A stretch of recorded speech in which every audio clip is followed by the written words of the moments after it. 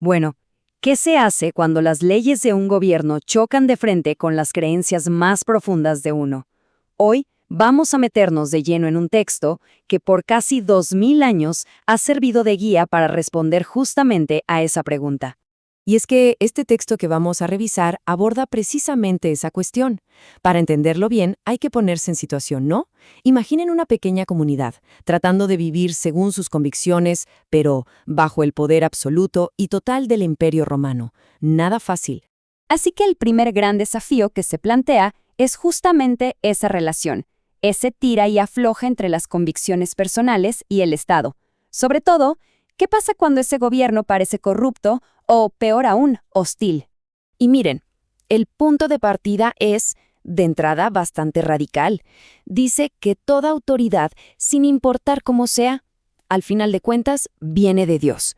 La idea de fondo es que hay un orden superior que supervisa todo y que es quien pone a los gobernantes en su lugar. Pero lo más sorprendente es cómo se aplica este principio.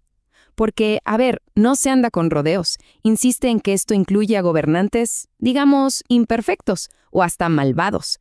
Se mencionan figuras como Nabucodonosor o Jeroboam, y para que nos demos una idea, incluso Nerón, el mismísimo emperador de la época conocido por su tremenda crueldad.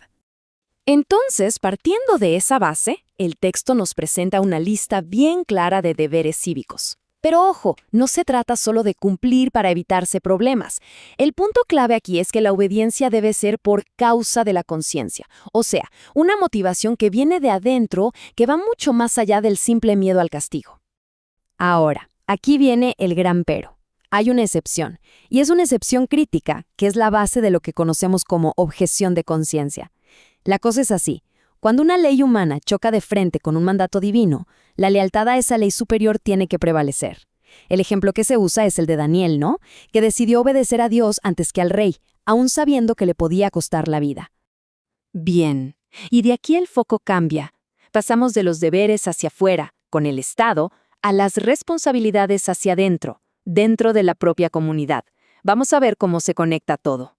Y aquí el tema se centra en un mandato que, en teoría, lo resume todo: el amor al prójimo.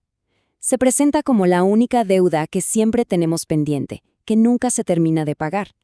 La idea es que si se cumple con esto, todo lo demás, todos los otros deberes, como que encajan solos, de forma natural. Ahora, este principio del amor se pone a prueba con un problema nuevo. Ya no es el conflicto con el gobierno, no, son los desacuerdos que surgen dentro de la misma comunidad. Resulta que se describe un conflicto sobre lo que se llama asuntos de opinión. Había como dos grupos. Por un lado, los fuertes, que sentían que tenían la libertad de, por ejemplo, comer de todo o no darle importancia a ciertos días festivos. Y por otro lado, estaban los débiles, cuya conciencia era mucho más sensible con estas cosas, muchas veces por su propia historia o cultura. Entonces, la primera solución que se propone es básicamente un alto al fuego, dejar de juzgarse y condenarse mutuamente. La clave es que se reconoce que ambos grupos están actuando según su propia conciencia, así que nadie tiene por qué meterse a juzgar al otro en estos temas que, al final, no son lo esencial. Pero la cosa no queda ahí. Y este es el punto crucial. La mayor responsabilidad se pone sobre los hombros de quienes tienen más libertad. Su deber, se nos dice, es no usar esa libertad de una forma que pueda hacer tropezar o dañar a alguien con una conciencia más delicada. Y fíjense, esto no es un tema de mayorías ni de lo que opine la gente. El bienestar de la conciencia de una sola persona es más importante que la libertad personal del otro. Así de claro. El texto lo dice con todas sus letras. No dejes que algo como la comida cause la ruina de una persona.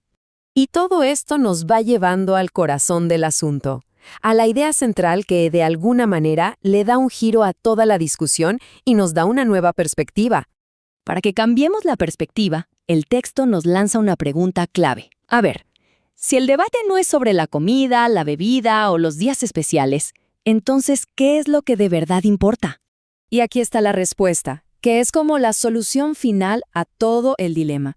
La idea del reino de Dios no tiene que ver con cosas externas como qué se come o qué se bebe. No, se define por cualidades internas.